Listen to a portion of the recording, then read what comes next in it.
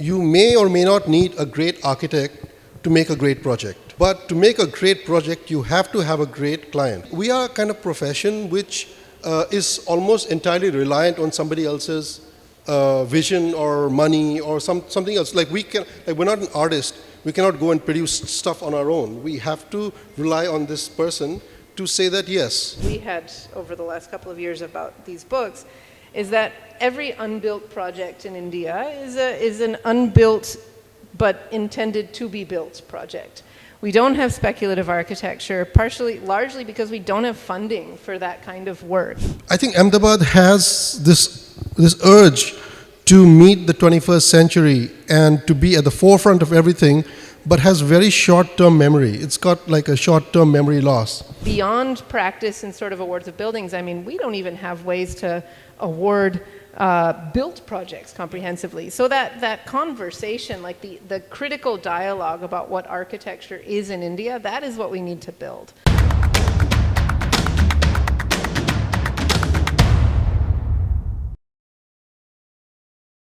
It is time to acknowledge and honor the brilliant minds who have joined us today to share their invaluable insights and expertise. We have Prashant Pradhan from PP Architects, Melissa Smith from BandukSmith Studio, and our moderator Rajesh Advani from ArchitectureLive. Let's have a bigger round of applause for our first panelists of the day, everybody. As we move ahead, let me brief you about the first panel discussion of the day, titled What If? Deliberation on the Unbuilt, featuring, as mentioned before, Prashant Pradhan from PP Architects, Melissa Smith from BandukSmith Studio, and Rajesh Advani from ArchitectureLive.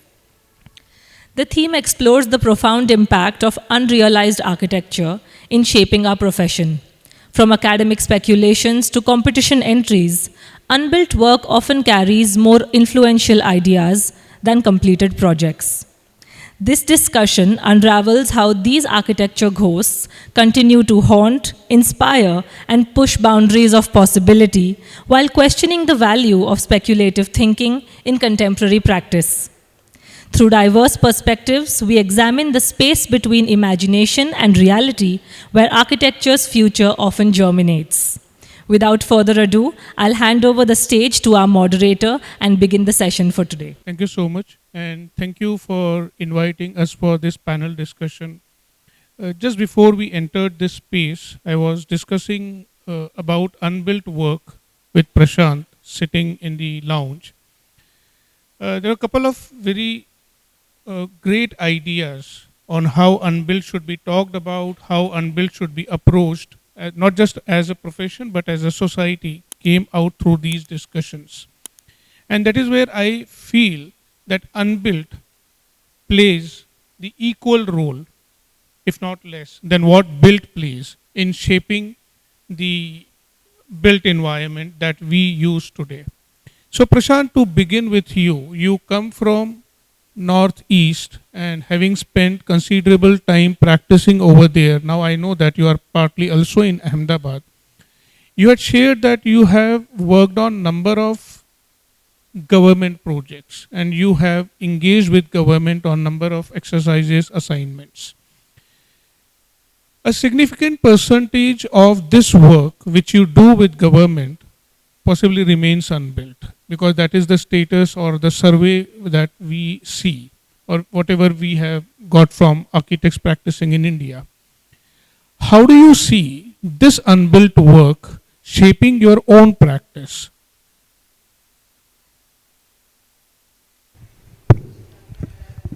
Okay, hi. First of all, good morning. Thank you for inviting me. Thank you, Rajesh. Before I say anything, it's truly an honor.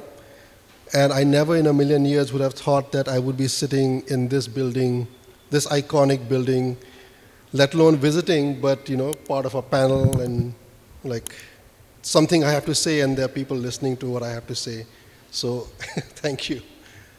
My practice is kind of straddles the hills of Gangtok, Sikkim, Darjeeling, Kalimpong, that entire region, and further on to Guwahati, and all the way through to Ahmedabad because of having a Gujarati wife. So I have to be here and there.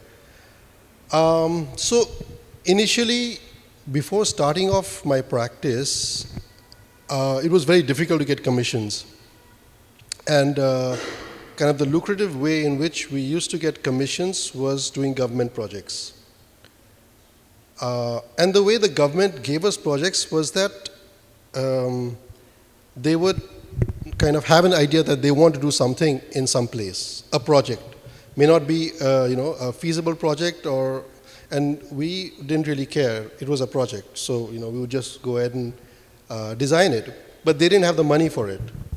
So you have to make a design, make what is called a DPR, a detailed project report, and they would send it to Delhi, get it funded, and come back. So out of the 20 that you design, maybe 2 get funded. So we would make about 20 proposals for different things.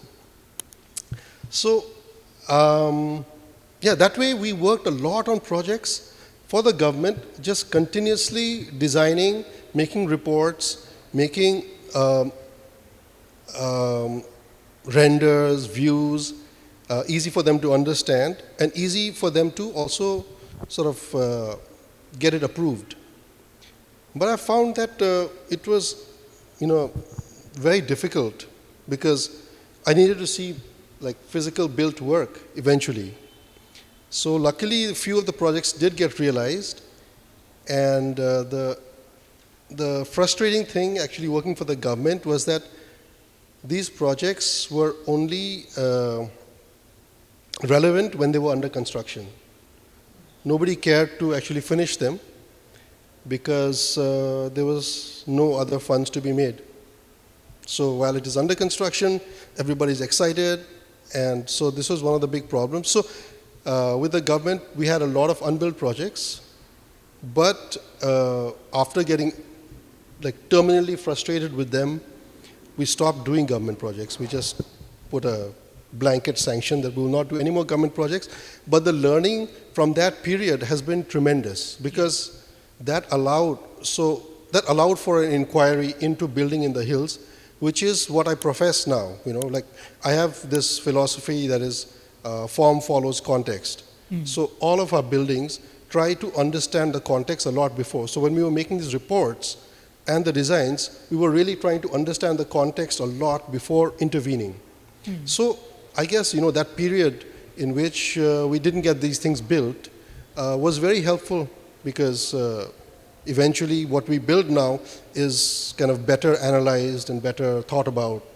So the good thing about this panel over here is Melissa and Prashant both are into practice and also into academic practice. So I'll be also touching about what happens within the academic institutions, the boundary of institutions.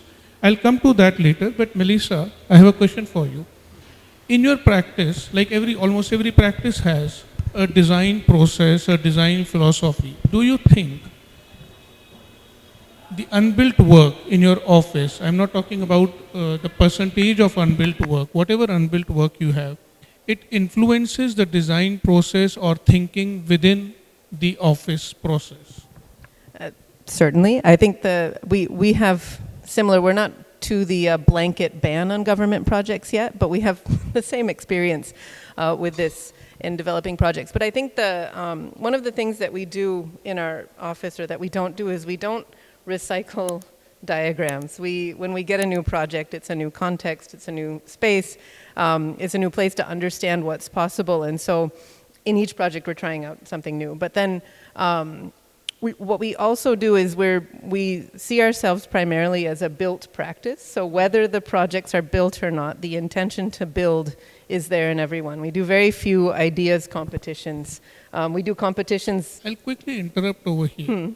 You are saying that there is always an intention to build it, right? Yes. Yeah, okay. Yeah. So in the projects that we take on, the intent is to realize the project. That said, there are still lots of projects that are unbuilt. And I would say that many of the projects, some go to conceptual level or some are detailed out to working drawings and then the finances change or even the diagram changes, the site moves, something. But then those become, they're as real, in some sense they're as real as the projects that are built, because the thinking that went into them goes as far as it does in real projects, maybe without the sort of challenges and compromises and adaptations during the construction process, but then they become a part of the memory of the office as well. Yes. And so we see them very much as part of the works that we do, and not as a sort of unfinished thing. They are projects themselves. Part of your office. Yes, Okay. yes. So do you often go back to your, repository of works and also look at unbuilt works and see what could be learnings from these? So Yes, absolutely. That is that is an important part of the office. We maybe don't document it very well, but the reference is always to go back to some, some detail that we developed for a particular brick project that we couldn't. We've got these stories of, the procurement we figured out for a stacked spiral stair in a commercial building that was just a detail that got thrown out because of the cost. But, so those things are part of the memory of the office. Yeah. And then sometimes they're ideas that can be carried forward or evolved when another opportunity arises, but they're very much something that we learn from as we work. So I was reading, there is an article in newspaper where Gautam Bhatia mentions that what India lacks, or possibly what India needs more, is radical thinking. So there is always this tension between aspirations.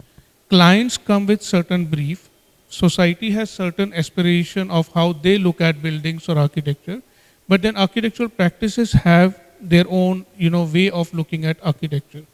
Is it also the reason this disconnect results into a lot of unbuilt work and projects don't go as per what architects or practices have planned? Melissa? I'm not sure I would look at it exactly as a disconnect. I guess I think even in the radical thinking in our projects, part of the role of the architect is to negotiate or to reach out to be part of a conversation about how things are made. And so I think the radical thinking should include the client. I think if we think of the possibility of radical thinking to happen only when there's not realization in sight, that limits our thinking. I think it's useful to sort of push clients also, because it pushes us to come out of the language that's in our profession and to make it make sense for other people, right? If you want to imagine something drastic, if you want to rethink the way things are done, it has to be done with more than architects. Otherwise, we end up in a space where our contributions aren't valued or aren't cared for. What do you think, Prashant?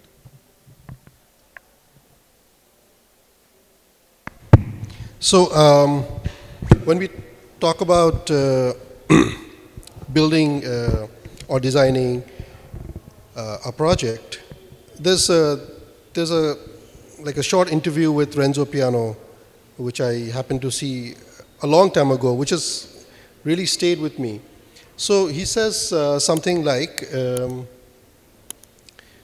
you may or may not need a great architect to make a great project. So the fact that the architect is, he may or may not be great. But to make a great project, you have to have a great client.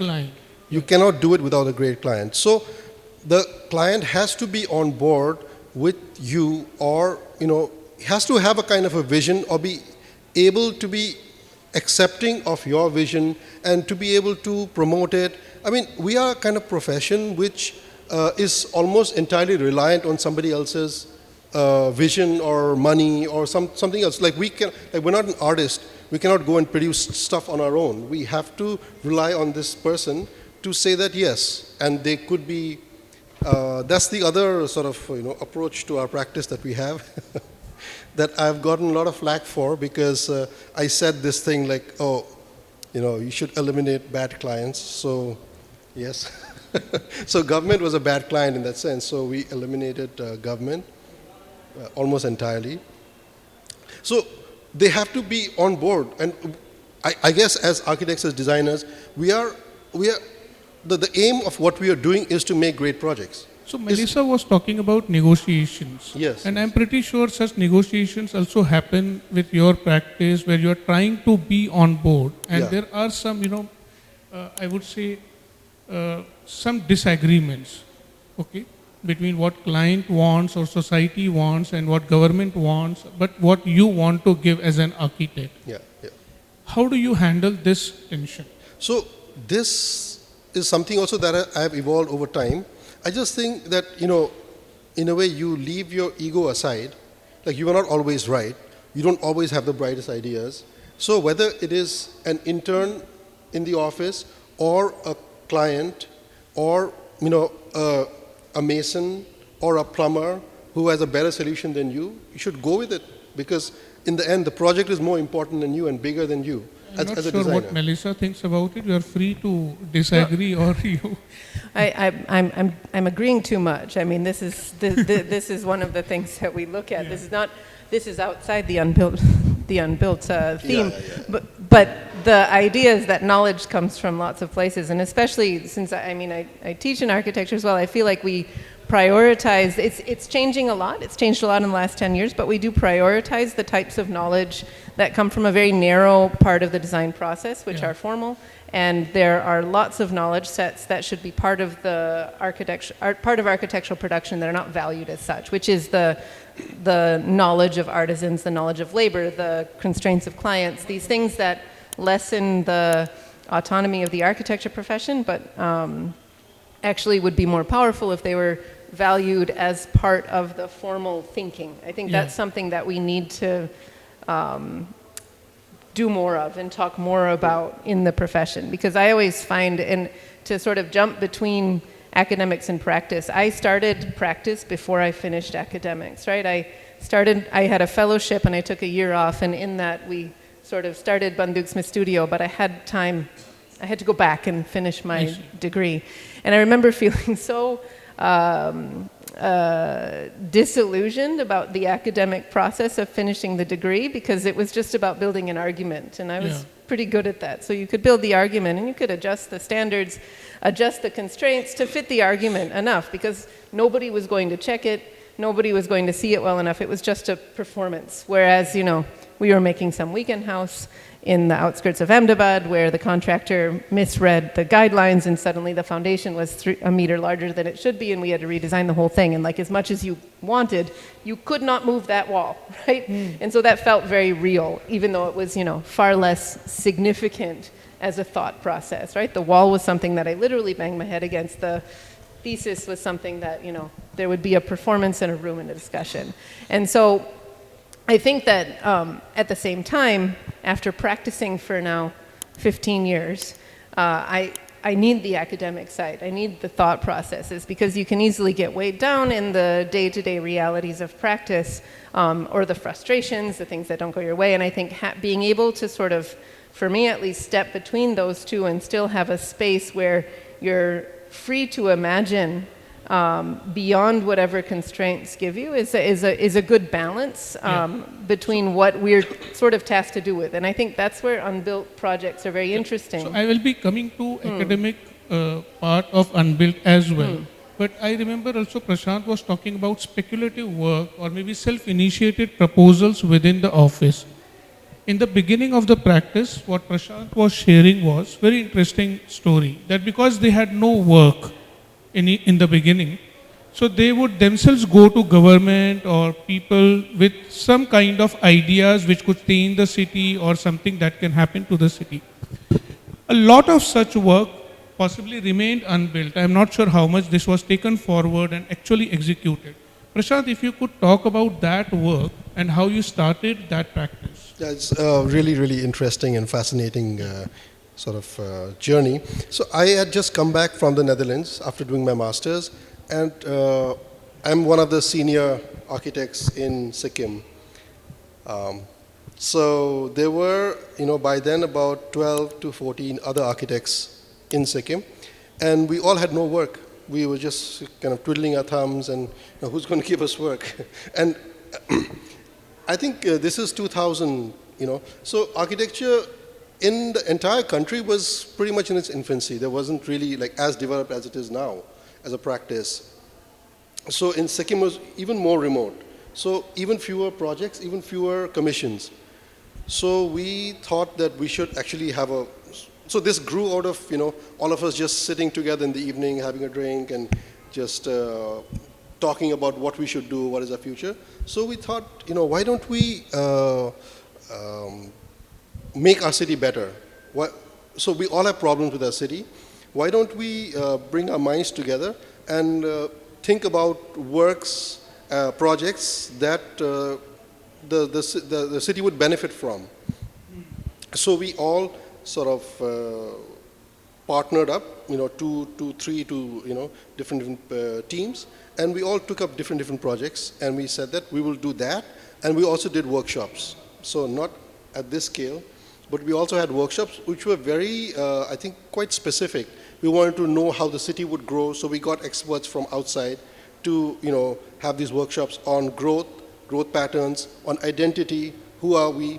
Because Sikkim is a very interesting kind of story, because till 1975 it was a country, and the people who lived there, do they consider themselves Indian or do they consider themselves Sikkimese? And so the issues of identity were very much amongst the people of Sikkim. It was a kind of a burning topic in some way. So we did all these exhibitions.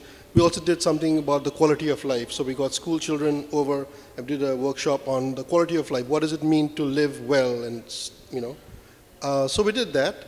But amongst the projects that we designed, there was a friend of mine. He designed a cable car network for Gangtok, and it's still something that is so relevant now. Had they done this, Sikkim's transportation and mobility problems would have been solved so tremendously, but they never did.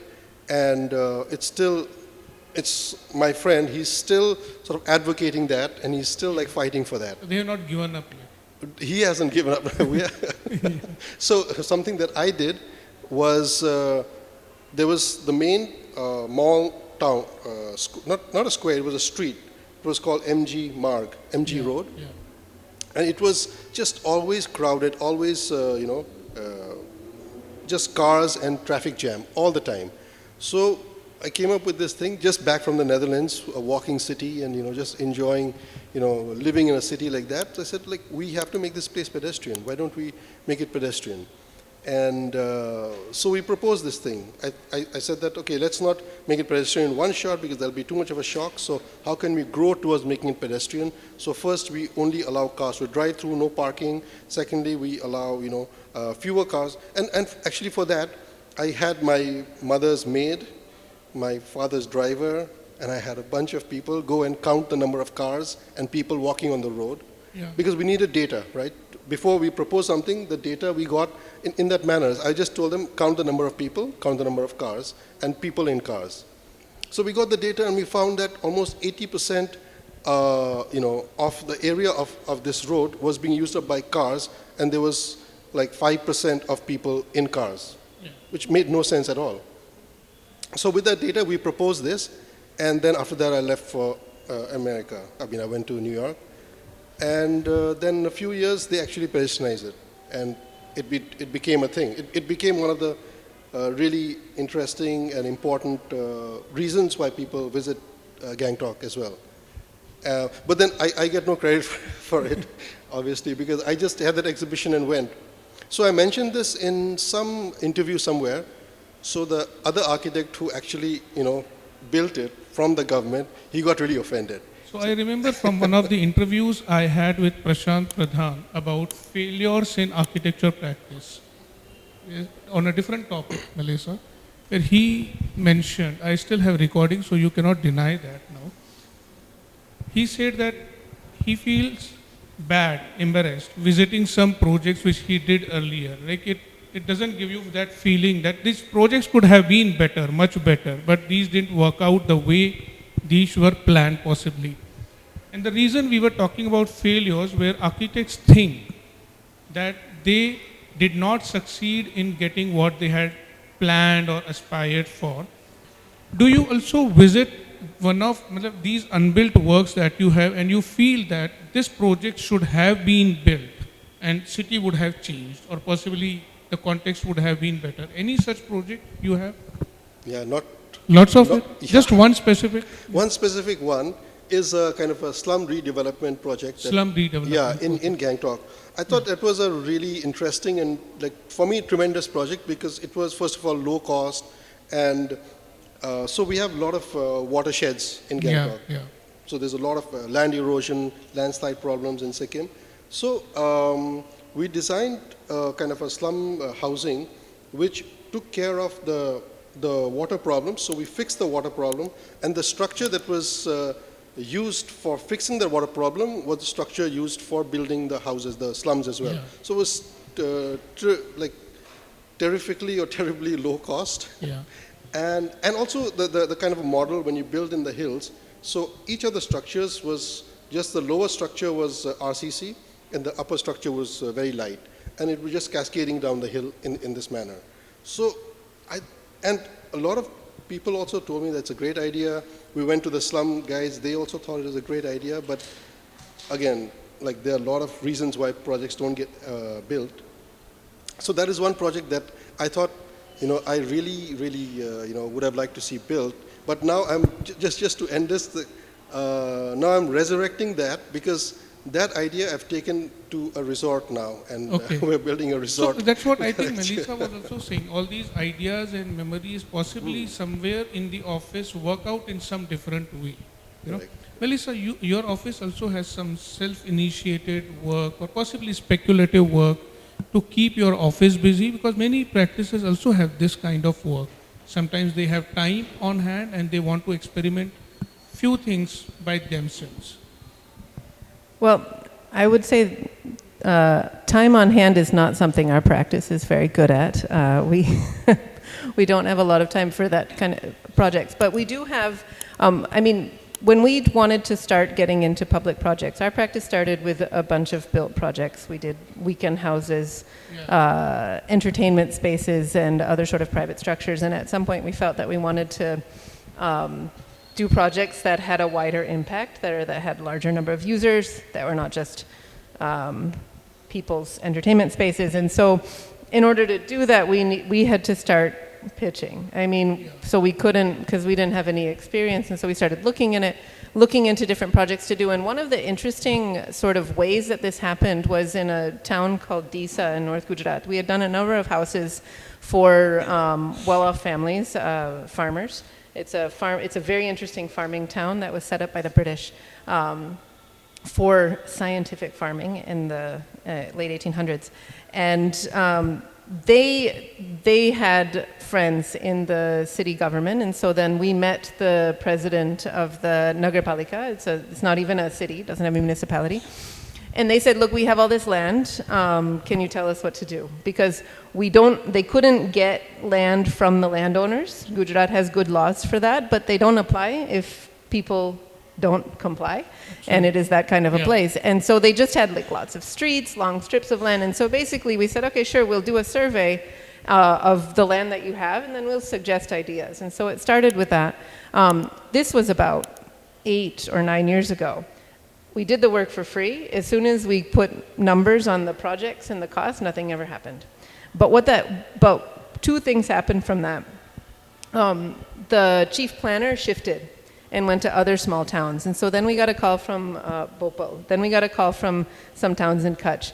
And we started actually doing work in Mundra, Mandvi, and Bachau. These are small towns where we've started doing projects, which came because we did this whole survey in Disa. Yeah. Also, what's happened is 10 years later, now we're actually getting projects in Disa. It's remembered because these are small places where people remember they've seen effort, and the effort was real, the ideas had value, and so it's a really long-term game. Yeah. But now it's coming back, and now I think tomorrow morning I have to prepare that plan again about what are the possibilities to actually do in Disa with the land they have now and the funding that they now have. So I think that's something that we have, if we've had time, or those are the kinds of things that we're doing, basically these small town governments or councils that want to do something aren't sure what it is that they can do, and so we come in and look at what the possibilities are and throw out a bunch of ideas. So, and I think that's really important because our processes for developing public spaces and public buildings, the way that they're set up is that there's no room for design. Right? The tenders, the payments, everything starts, I mean, you get paid after the tender gets posted. There's a lot of work that goes before that.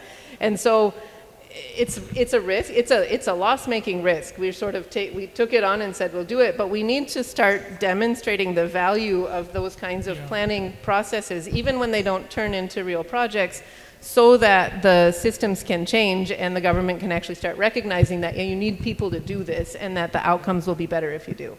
So I think that's the kind of thing that we keep doing it. So we're doing it in a number of So I have more now. questions on institutional work or academic work that happens and vis-a-vis practice, and then work which starts, goes on site, and at one point it's halted, or it doesn't go beyond certain point. But before I come to that, I just quickly wanted to share with people sitting over here. While we were doing our studies and research on unbuilt work in India, we realized that nearly 60 to 65% of work which happens in architects' offices in India remains unbuilt.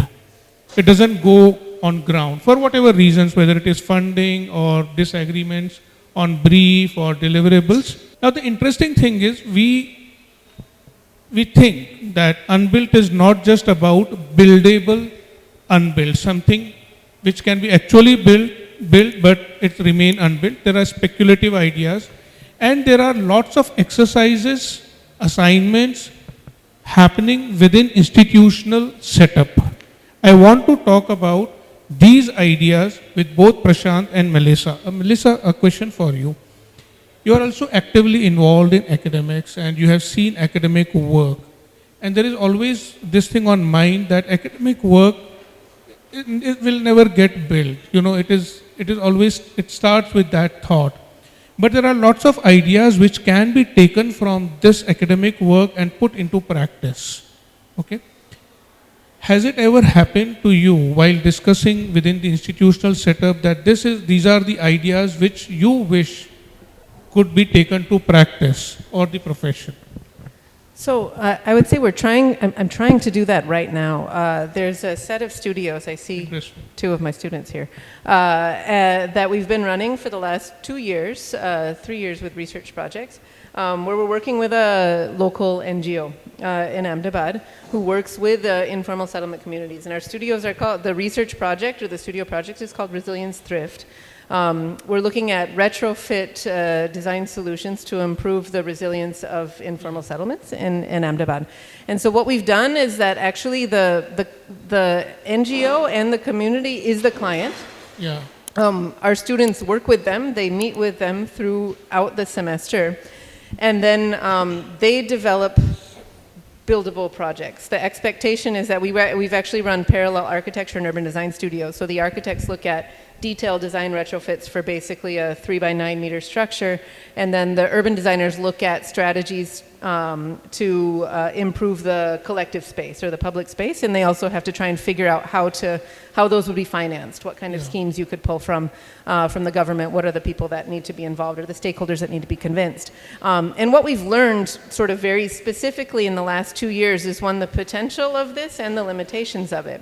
What's really interesting is we've now got a catalog of 45, 50 different ideas detailed down to a buildable level or an almost buildable level to apply to the sites. Value engineering is left, sort of prototyping is left, but from that, we can't go directly from, say, an academic studio to building on site because there's a bit of design development work that needs to happen. That has to do with the limitations or the requirements of what students need to learn in a studio versus what the site expects. But we're actually working toward now developing a prototype out of these studios along with the sort of catalog to work with the community members to figure out what design possibilities work for them. And I think it's been really interesting to see because one, we have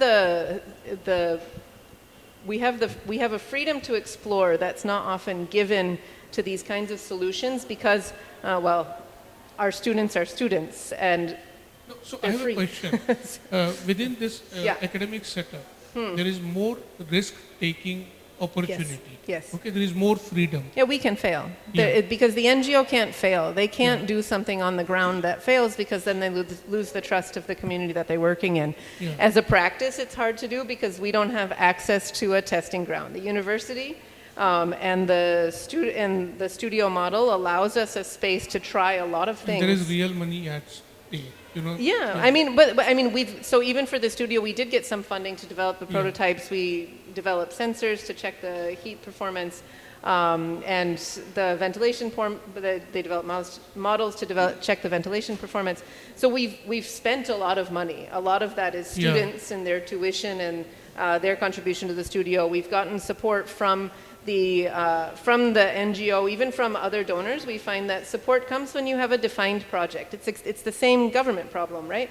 If you say you have an idea about doing something, it's harder to find money to support that idea. If you have something and say, this is a thing, I'm going to make it, and it costs, 25,000, So 50,000, here, somebody will give me that.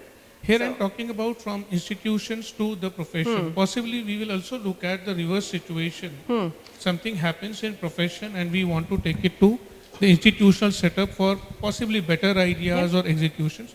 Prashant, I have a question for you, a similar question about risk-taking ability within the institutional setup and when it is translated to professional environment, and we are more realistic over there. So what is your view on this association between institutional work and professional? So,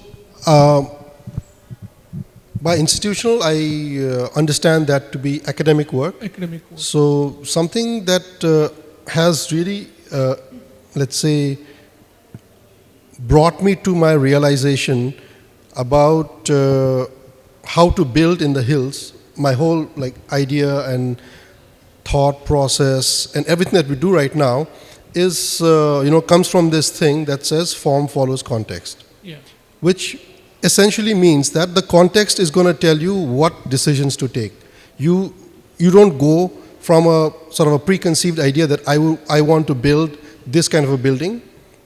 That almost never happens, especially in my context. So till now we were hearing form follows function, form follows emotions, form follows money, and now we have form follows context. Yeah. I have been professing this for quite a while now, simply because, going back to the academic work, whenever I give a lecture or I talk about my work, I always go back to my final year project.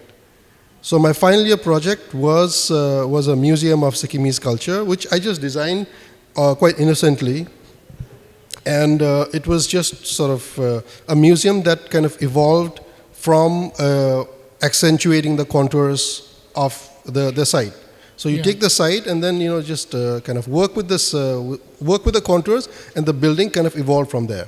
Yeah. But I didn't realize, back then, obviously, and even till much later in my practice, that every building that we do is directly, dependent on what kind of land that you have. Whether you call it critical regionalism or you call it, I don't know what else you want to call it. But basically, I found that dealing with the complications of the site is just, definitely arising from having to deal with the issues of what the topography is. Yeah. And one of the things that I found in doing this was that we had a number of projects that would change dramatically. Because the site didn't allow it. So initially what happens in a regular project in the plains is that you build after you have completed the conceptual drawings, you have good for construction drawings, and then they start constructing. Well, in the hills, I went to my clients and I said, I can't do that because I don't know what will be built. It's just a big illusion till you actually go on land. So your contours are only suggestive. A contour plan is only suggestive of what the exact land profile is. To go there and to spend time and to really, try to implement an idea is very difficult. Yeah. So a lot of these unbuilt projects. That's why I said I have so many of them, because a lot of them were unbuildable. So you design it and you think you're going to have an amazing building. The client is excited, everyone's excited, and you go to site and the site just tells you no, you can't build it. Yeah. So some sites tell you that okay, your staircase was here, but you can't have a staircase here. It's impossible. The rock is just too hard, or if you break this rock, something else will happen. So easiest thing, not the easiest thing, but the thing to do is to rework the design. So if Prashant, you were also talking about a number of projects in your practice which go to a certain point of execution. These actually hit ground. You are saying that these were unbuildable projects, but these don't go beyond certain point or unfinished. Okay? Yeah. Now, can this discussion on unbuilt be also taken to that level, because that in a way is an unbuilt work, or it has not taken the final shape what you possibly have designed? Can you talk about such works, because you said you have number of such projects which don't go beyond certain point? So one of the things was these government projects, Yeah. which is only relevant till it's under construction and nobody is interested in getting it built. Yeah. So what do you do with these projects? Because is it unbuilt? It is built but unused. Yeah. So there has to be another category for So these kind of unused is different. The building is complete and possibly is not being put to use. I'm talking about something in between. Yeah. So project started, possibly went to second, third floor slab or whatever, and then it stopped for whatever reasons. So Mostly funding issues. yeah, mainly it is, if it's private projects, then it's funding issues. And so we had one such project in Ahmedabad itself, where we started the project. It was very ambitious. Oh yeah, I remember this story. Go on. Yeah, so it was a very ambitious project, and it involved like building temple ruins and then having a dining experience around that. So what our approach was, okay, you build something light and something a little minimal and allow the temples to shine. So it kept, getting built, and it took a long time, in getting built. And it reached a point where there was no money left. So the project just stopped. And they just told me that, that's it. There's no money. What are you going to do? So, yeah, disappointed, but we just kept waiting. So this is one of the things. Recently I was asked, what advice do you give young architects? And I would say patience. So then this was, one of the times when we were just being patient and waiting and waiting. And then this event, demonetization, might have been really bad for most people, but I can say it worked out really well for us, because as soon as demonetization was announced, somehow this project got a new life. People got a lot of money. Somehow somebody got and then we finished what could have taken months to finish. Yeah. It was done in a couple of months, and then we were all, I was very happy that didn't remain unbuilt or semi-built. Would you like to add something to this kind of experience? Yeah, sure. We, in our file structure in our office, we have active projects, and we have, the folders are called active, alive. Alive is for the ones that are built and handed over. And then we have dormant, because we don't want to say that any project is dead. So dormant projects, they may come back. And what we found is that they do. We've got a number of projects. We had a house recently completed last year that we designed 10 years ago. The house that we built was different than the original design, but the client was the same, and it woke up. And I think the most well-known project that we've done where the project stopped was Archila. Archila didn't stop. We first designed it as a house for a developer, and it was for his parents, and then his mother was unwell and decided that I can't live in a house with multiple stories. I need a flat, right at the end of the project. And so the project finished, but then they sold it, and they sold it to someone else, and he lived there for a couple of months, and then they decided they didn't want to live in the city. They needed to live in the outskirts. He wasn't from Ahmedabad. And so the house sat for a number of years to the point where I just wouldn't go in the lane because that was the first project I ever designed. I moved to India after finishing, and this was the first project I worked on, full of lots of mistakes. Yeah. But then they tried to convert it to sell it as a corporate house, which didn't work. And then only after it had been sitting empty for, I think, 2 or 3 years, then somebody bought it, the Takshila Educational Society, and they found out that we had designed it, and so they asked us to redesign it as a library. So that was actually, we didn't tell anyone until it was well under construction because I didn't believe that it was true, that we would actually get a chance to sort of reimagine the project that had ended. It had ended, but it ended and then it just kind of sat there. It was finished, but it wasn't really being used because the client need changed, and it was as much about this developer's attempt to build a higher FSI that still felt like a house. So that was that was about 10. We started in 2020. It was about 6 or 7 years after we finished the project that we reopened the project as a public building. So I think the patience is key. I mean, we have other projects right now. We're working on Chandola Lake in Ahmedabad, which we started in 2015 with a competition. And the competition was to reimagine Chandola. We won the competition and got impaneled, but got given a different project. 10 architects got given 10 other lakes. They gave space, they used the one Chandola as the competition, but then they didn't assign it to anyone because it's a very challenging project.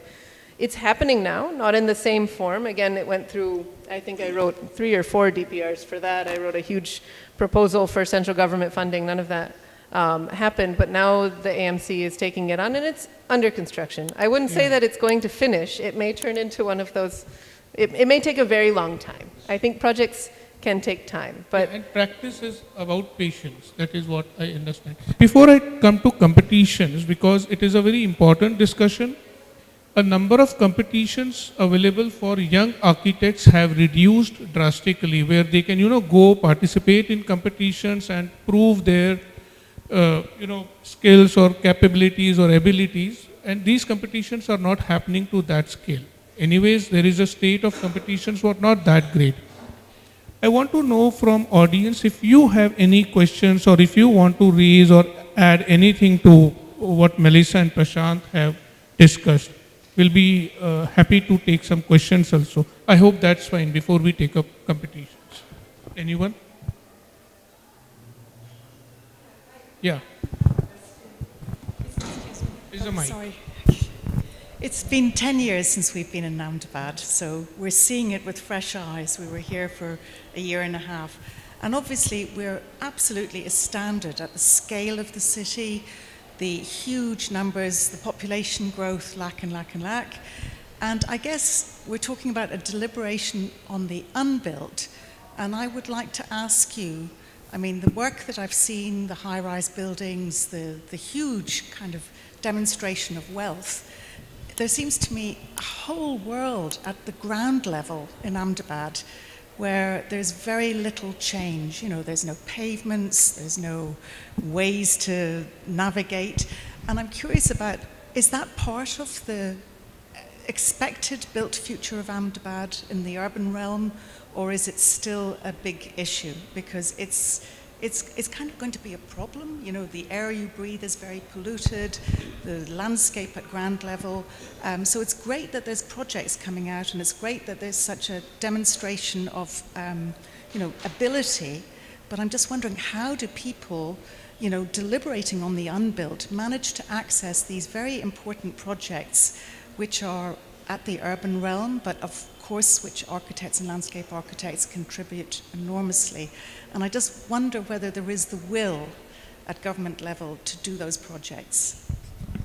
Yeah, I think there is a desire, but I think there's still a pretty large gap between the desire to do it and the capacity to get it done. So what we've seen, one of the interesting things that we've seen in Ahmedabad is there have been some efforts like with the gardens. There's been a group that's done a redesign of the gardens. They basically did it through leasing the gardens, a set number of gardens from the city, and then redesigning them with corporate social responsibility money. and that's very successful, but that's still bounded. And I think one of the big issues is in our streets. We don't have, there's so much that needs to be done. The city's growing at a really rapid rate. And how to divide what's done where and when, that is the sort of hottest contestation. So we have one example along in Ellis Bridge by Law Garden where there was a redevelopment done. We've got a few bike paths and things that were developed, but these are all they're all sort of at the prototype level almost, or at the pilot level, and the sort of fundamental issues of dealing with the road infrastructure and the public space and how buildings meet that, how private buildings and private plots meet that, we don't really have a solution for that yet. And I think, we've been seeing, for example, an RFP going out for the last couple of months, or even over a year, for some consultant to take on an analysis and proposal for all the parking in the city, right? And that shows that the city's recognizing that there is a need to do this, but we don't have a consultant with the capacity or the interest at the fees that you can get to do it, right? Because it's such a huge project, it needs to be divided up. And part of that is that, we have development plans, and then we have local projects. And I know that the municipality is working on it, and maybe in the next version of the development plan we will have something in between, but we don't have mechanisms for local area plans. We don't have mechanisms to divide up this public space and think about it at least semi-systematic level. And I think until we're able to do that, it's going to be very difficult to sort of address some of these underlying issues on the street, because the street and that public space is the most open, the most contested, the most sort of layered with different needs, and the most unequal. So I think there could be, I think there should be more imagination in that area. I know there are lots of people working on it, but I think that's the sort of last, getting it realized is still a sort of major issue, and that's something that we need to look at, the tendering system, the way we choose contractors, how we measure these things, because those are some of also the biggest places for unaccounted spending to happen. Yeah, can I just add something to that? So I studied in Ahmedabad, spent about good 6.5 years, 7 years, and then I kind of 1/3 live here, which is, my life is Gangtok, Siliguri, Ahmedabad. And I think Ahmedabad, to put it, I don't know if it's poetically, but I think Ahmedabad has this urge to meet the 21st century and to be at the forefront of everything, but has very short-term memory. It's got like a short-term memory loss. It does not deal with, what is old is forgotten. That's what Ahmedabad does. And it's very painful as an architect or somebody who cares about, heritage, and Ahmedabad has so much heritage. I mean, it's got so much to offer. But when I was studying here, Ashram Road was the place, and then CG Road was the place, and then now it's like SG Road is the place. And the thing is that they could all be the place, or they could all be places in themselves. But the identity of Ashram Road, I mean, yes, this road out here is so sad. And then when you look at CG Road, it's also so sad. It's all derelict. You look at old buildings, what were like great institutions, just like the Times building here. I just passed by it, and we used to we used to be working till 4 in the morning and then come here, because the only place you could get chai at 4 in the morning was here, and we would come here and have tea, and it was thriving. It was, it had a different life, which I'm very sorry to say that it's just like, how are these people thinking? I mean, whoever is thinking about this place for the future, and why is it that? And then further beyond that, if you cross the river on the other side, that's, it's like a history museum in time. You can go there and you start and see like an onion ring, which is how cities grow. But it's literally so in Ahmedabad. And yesterday I went actually to some area called Shilpgram for a wedding function. And I was just amazed, like, where the hell am I? I just could not recognize anything. Anyway, it was rather dark. But I was just, quite saddened to see that this is what has happened to this, wonderful city. Yeah. Any other question over here? Yes. You wanted to add something?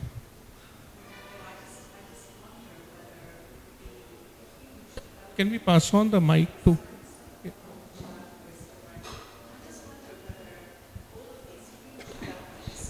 they taxed to contribute to the urban realm? Are they what? Are they taxed?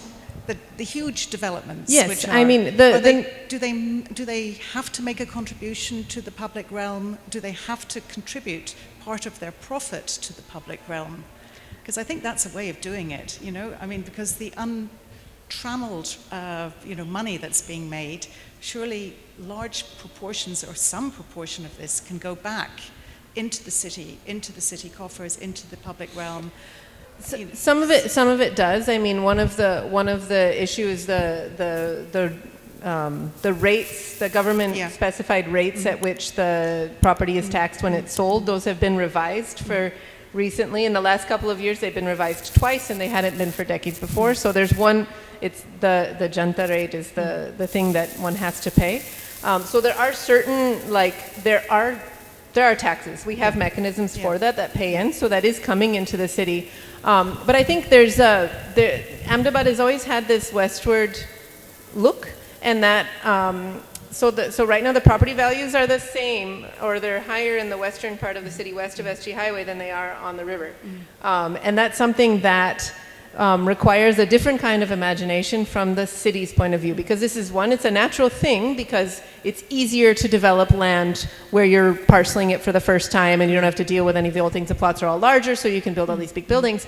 But then the city has to invest in the kind of infrastructure that makes these areas viable, because some of the issues with these areas is that they're harder, they're more expensive to redevelop.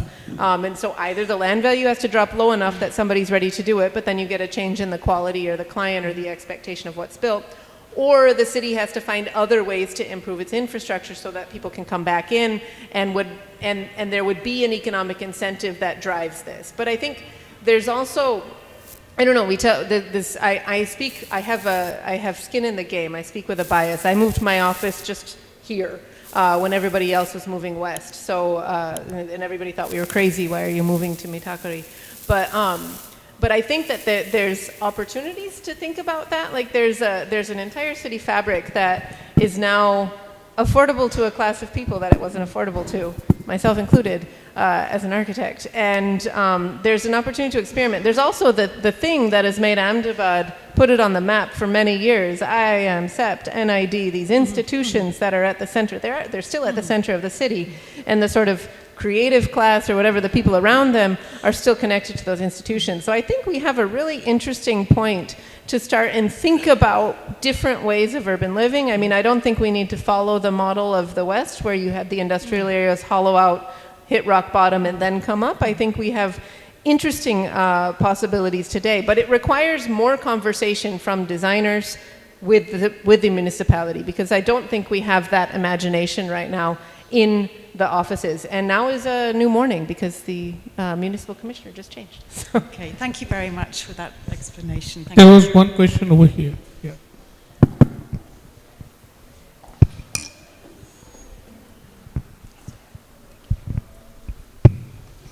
In the relationship between the built and the unbuilt, would you think that the unbuilt is a more uncorrupted vision of the architect? Like in terms of ideologies, because the built is more prone to, let's say, collaboration or renovations in the future? No, I don't think so. It's a very interesting question. You can disagree with me. I think, personally, I would say the unbuilt is less rich for us. It's maybe more clear, more radical, because you haven't had to adapt, compromise, sort of deal with sites. But I think without that adaptation, the building is less. So for me, the realization with its flaws is a richer thing to find. But yeah, no, I totally agree, because a project in a way is not complete. It's an unbuilt project. However rich it is, it's still unfinished. It's still one dimension at the moment. It doesn't have the complications that it has to deal with to bring it to creation, to actually, So actually there was one person who told me once that he doesn't value any unbuilt projects, like nothing. And I spent a whole night arguing with him because he said that, to actually build a project is so complex that you can have lots of ideas, you can have, also any sort of a concept you can have and have it, restricted to a conceptual level. But actually to build that concept, bring that concept to life, there's so many factors that are involved, so many people that are involved, so many agencies that are involved, so many more complications. So in a way that makes it kind of richer as well, but it could take away from this vision that you have. So from an architect's point of view, you say, okay, you have a vision and that is, is there. It's like the starting point. We had architects who looked at this whole exercise of documenting unbuilt as documenting failures.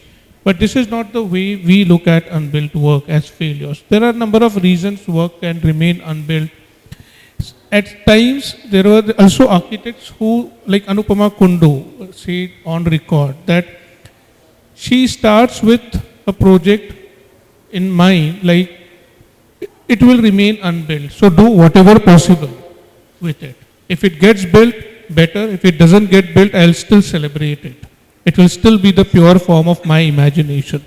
With this, do you want to add to something over here? That's okay.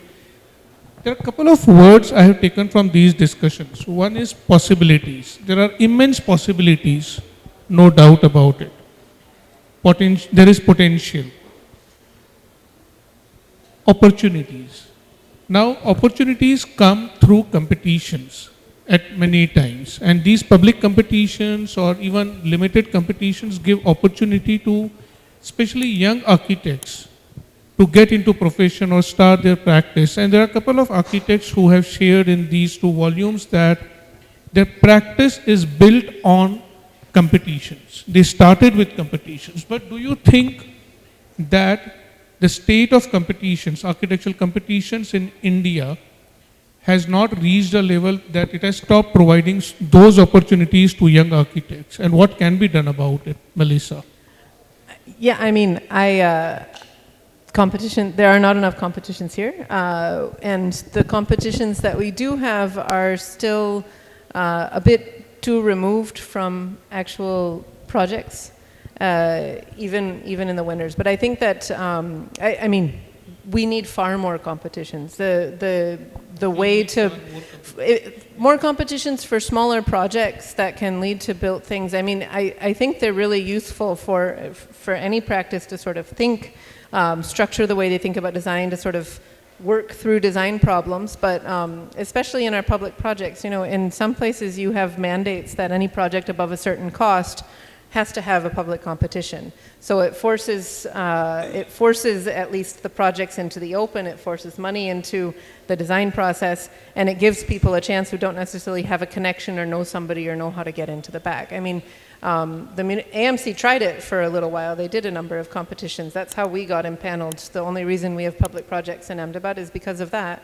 But that, as far as I can tell, was a kind of a one-off thing, because they also had to restructure the way that they qualify, because usually the qualifications for competitions require a turnover that a young firm cannot have, and unless they allow joint ventures, you're stuck. So I think there's a couple of things. There need to be competitions, but then there need to be certain types of competitions for the scale of project that they usually don't have, that are better suited for young practices, because there is a large projects for inexperienced practices is what the public officials would run from. So finding a way that you can actually build it into all levels, I think, is necessary. So I would like to, Prashant, before you take, I like to share 2 incidences over here about competitions. There was one competition, invited kind of competition, Central Vista redevelopment project. Only 5 or 6 architectural firms qualified for that. And because they needed the kind of turnover like 25 crores or something to even participate in the competition. So it kind of excluded younger practices. There was another competition by government, National War Memorial, which was open to everyone. Any young architect, individually or in group, as a practice, could participate in that. And it was won by a young architectural firm, VB Design Lab from South. So it is not that young architects are not capable of handling those scales of projects, Melissa. There is a potential.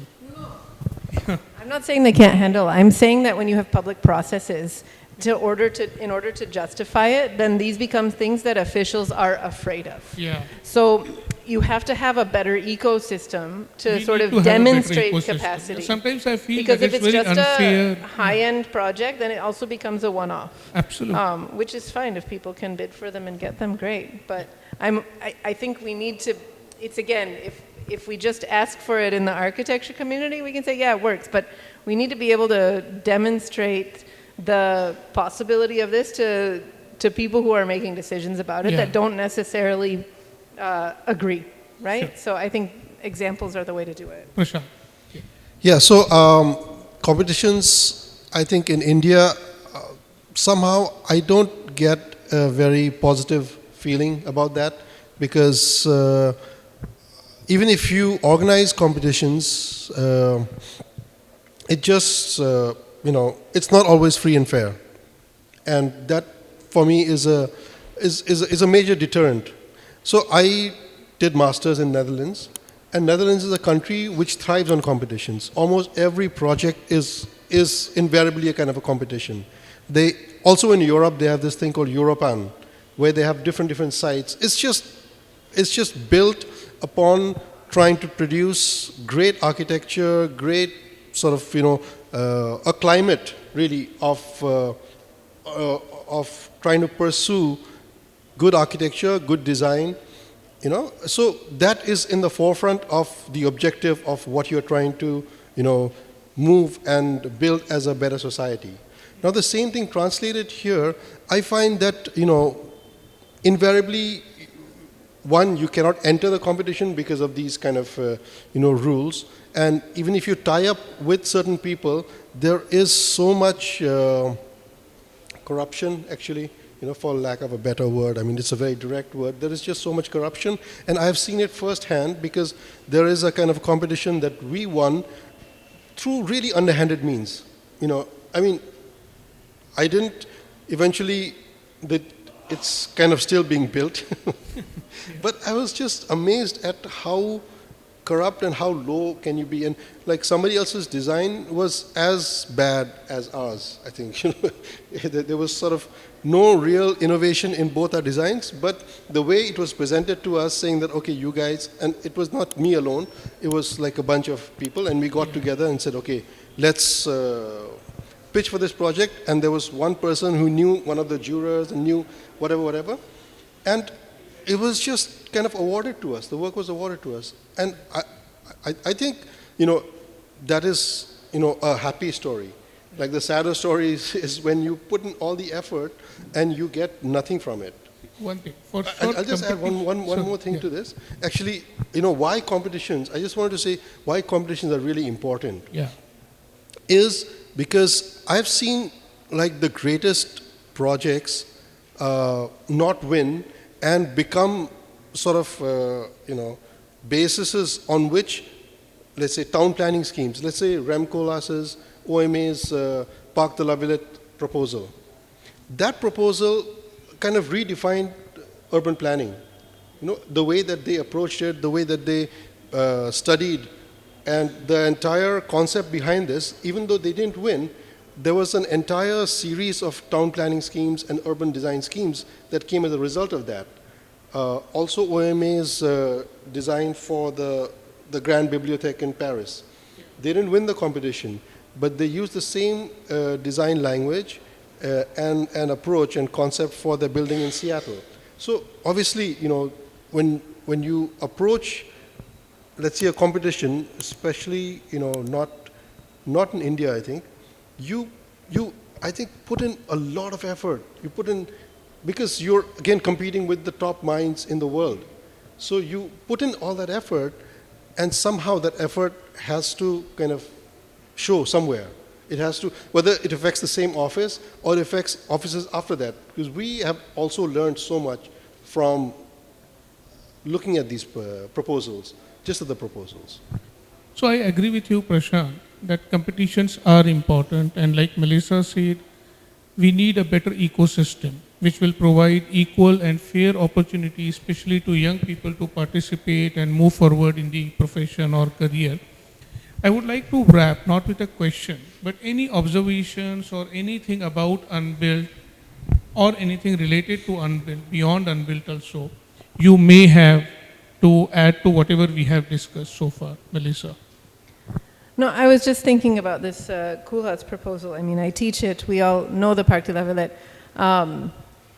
It's famous because it's famous as as a failed competition, also because of the cultural capital or the social capital of the firm and their ability to publish and the profile of the competition, right? I mean, OMA is good at that. OMA is good at staying ahead of the theory.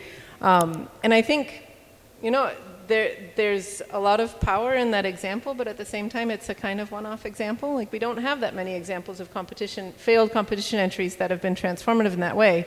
And I don't think it's necessarily because there aren't other thoughtful competition entries that sort of intentionally redefine things. And I think that, to me, like, that's the big hole that we have here. And I think we talked about it in the discussions that we had over the last couple of years about these books, is that every unbuilt project in India is an unbuilt but intended to be built project. We don't have speculative architecture, largely because we don't have funding for that kind of work. That work happens in the US and in Europe because you have academic institutes which fund professors who are also practitioners to build that work. You know that speculative work has an audience which comes from a separate funding mechanism, a separate ecosystem of value that simply does not exist in India. And I think that these are wonderful sort of moments where, and there are lots of people doing things, and I think more than, say, competitions or more than sort of talks, we need to look at what are the ways that we evaluate design as a profession, what are the ways that we talk as a profession, how do we go beyond individual institutes, beyond practice and sort of awards of buildings. I mean, we don't even have ways to award built projects comprehensively. So that conversation, like the critical dialogue about what architecture is in India, that is what we need to build. And I think that includes unbuilt works, it includes built works, but unless we start investing in that, I think we're always going to be having this sort of, the lens is always going to be through the back foot of, projects that didn't happen because of reasons external to the design. Yeah. So I mean, that's, I guess, what I would end with is I think we need to really, there needs to be real investment in what the critical, like the institutes, the networks, and the platforms for critical engagement with design in the profession. I absolutely agree with that. This need for critical discourse on also the value of architecture needs to be there. Yeah, Prashant, sorry. No, I mean, I just think that projects that don't actually get realized, I kind of compare that with sort of our existence, our human body existence. So if the project would be the body, a built project, there is a kind of a soul to the body. So when you design a project, the unbuilt project still has the soul with it. So that soul can be migrating, can be kind of learned from. So that soul, in a way, like I would equate the soul with a concept, so that concept doesn't die. Even if the body never gets built, that soul will continue to, exist. In some or other. So with that, I would like to thank Prashant and Melissa for their valuable inputs and lots of feedback also on the work that we need to still do and how the discourse on architecture, built and unbuilt or unbuildable, also needs to improve. That is one important thing we are taking from here. So thank you so much for this opportunity. Yeah. Thank you.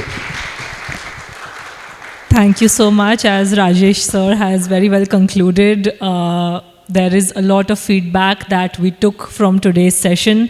And I believe it was relevant for students who are studying design, to fresh graduates or people who have just entered the practice, as well as people who have been in the practice for a long time and have experienced similar experiences as both Prashant sir and Melissa. And I think my key takeaways that I would like to share from the session was, one, that the unbuilt shapes the built in one way or another. So I think with what Melissa ma'am said, start a project with the intention that it might get built and you might, go to that point eventually. And a very good input for, I think, a lot of practices that have just begun was the theory of having the active, alive, and dormant projects. I think that sort of leaves that ray of hope that these projects are still going to be something in the future.